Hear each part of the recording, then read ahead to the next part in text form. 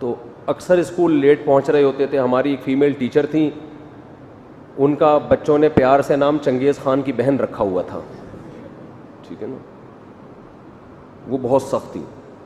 ہم بھی ڈھیٹ, گھر سے ٹائم پہ نکلے, پھر درمیان میں گولے گنڈے کھاتے ہوئے ادھر ادھر سے, اسکول بھی بہت دور تھا, بستے میں اتنی کتابیں لٹکا کے جا رہے ہوتے تھے, تو لیٹ پہنچتے تھے تو وہ ڈنڈا لے کے کھڑی ہوتی تھی, ایک ادھر کھا جائے, ایک ادھر کھایا, ایک یوں کھایا, یوں کھایا, چلو جی. ہم نے کہا چلو 10 منٹ لیٹ میں اگر 4 ڈنڈے مل جائیں کوئی اتنا بڑا مسئلہ نہیں, بیٹھ جاتے تھے. پھر وہ ہمیں ٹیبل یاد کرنے کے لیے دے دے, 2 1 2 2 2 4 2 3 6 2 4 8 2 5. وہ 17 کا پہاڑے پہ آ کے, 17 کے پہاڑا جو تھا نا, 17 کا جو ٹیبل تھا وہاں آ کے ہم الجھ گئے. 17 1 17 17 2 34. یہاں تک تو یاد ہو گیا, تو تیسرے میں اٹک رہے تھے. ابے ہم نے کہا کون یاد کرے گا, مار کھا لو, یہ آسان ہے اس کو.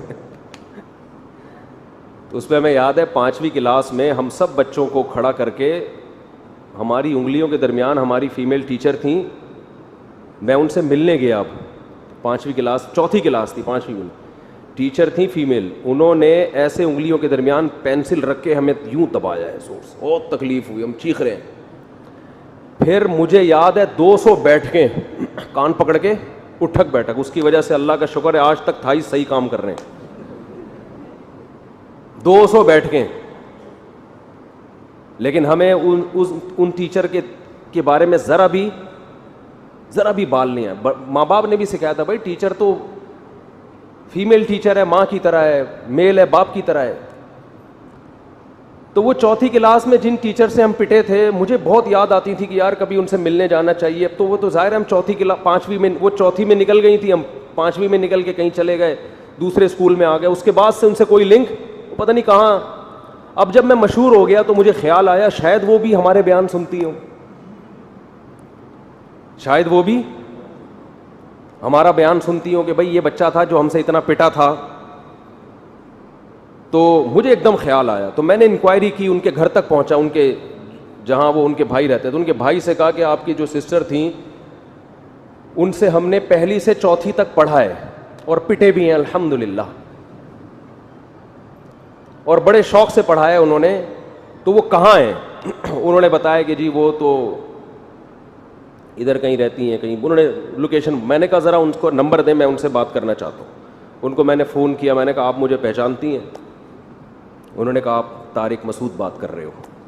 سبحان اللہ, کتنے سال ہو گئے, میرا خیال ہے یہ 1980 کی بات کر رہا ہوں میں, 1980 کے بعد سے لے کے 2021, کتنے سال ہو گئے؟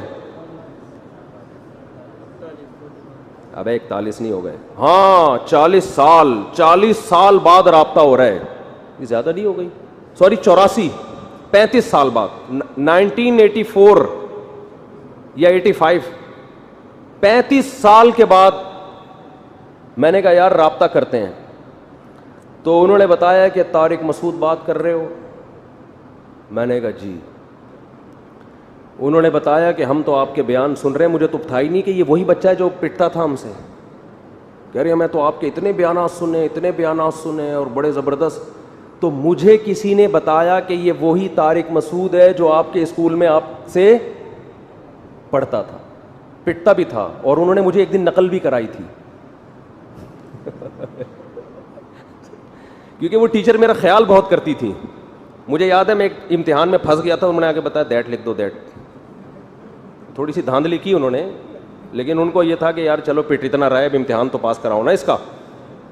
تو مجھے وہ نقل بھی یاد رہ گئی. یہ غیر شرعی کام ہے, لیکن 4تھی کلاس میں انہوں نے مجھے آ کے اسپیشل تھوڑی سی نقل بھی کرائی. ان کو یہ ترس آیا کہ اتنا پٹا ہے تو اب فیل نہ ہو جائے امتحان میں, چل بھائی یہ لکھ دے.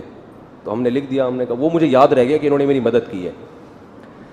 تو انہوں نے کہا کہ ہم آپ کا بیان کب سے, تو مجھے کسی نے بتایا کہ وہی. تو انہوں نے کہا کہ مجھے تو بڑی خواہش تھی کہ اس بچے کا نمبر تلاش کرو. تو خیر میں اپنے گھر والوں کے ساتھ گیا, فیملی کے ساتھ, ان سے ملا, ان کا شکریہ ادا کیا. تو یہ میں کیوں بتا رہا ہوں, ہم تو مار کھا کے بھی ہمارے دل سے عقیدت الحمدللہ ختم, اور اپنے وہ ٹیچر ابھی بھی ہمیں یاد ہیں. اور بہت سارے ٹیچر ہیں جن کو تلاش کرنے کی کوشش کر رہا ہوں, لیکن کچھ تو مارکیٹ سے ہی بیچارے, مارکیٹ تو نہیں کہنا چاہیے ٹیچروں کے لیے, ہماری زبان پہ مارکیٹ کہہ لو, دنیا سے چلے گئے. ٹھیک ہے, کچھ زندہ ہیں, بوڑھے بوڑھے ہو گئے. تو کوشش کر رہا ہوں ایک ایک سے ملوں. تو لیکن آپ یہ دیکھو ہمارے ہاں جو ابھی جو کلچر معاشرے میں جس کلچر کو پروموٹ کر رہے ہیں نا, ماں باپ بچے سے پوچھتے ہیں بیٹا ٹیچر نے سختی تو نہیں کی, تو آپ اپنے بچے کو استاذ کے خلاف کیا بنا رہے ہو, باغی بنا رہے ہو. بچے کو تو یہ کہو, یہ سکھاؤ, جیسے میں ہمارے ایک استاذ ہیں, انہوں نے اپنا واقعہ سنایا کہ میرے بیٹے نے گھر میں آ کے والدہ سے شکایت کی کہ مجھے قاری صاحب نے ڈانٹا ہے بہت زور سے, مجھے قاری صاحب نے بہت زور سے ڈانٹا ہے, یہ پتہ نہیں تھپڑ مارا ہے کیا کیا ہے. تو بچے کی والدہ نے کہا ٹھیک ہے ابو آئیں گے تو ان کو بتاؤں گی میں, وہ قاری صاحب کی کلاس لیں گے.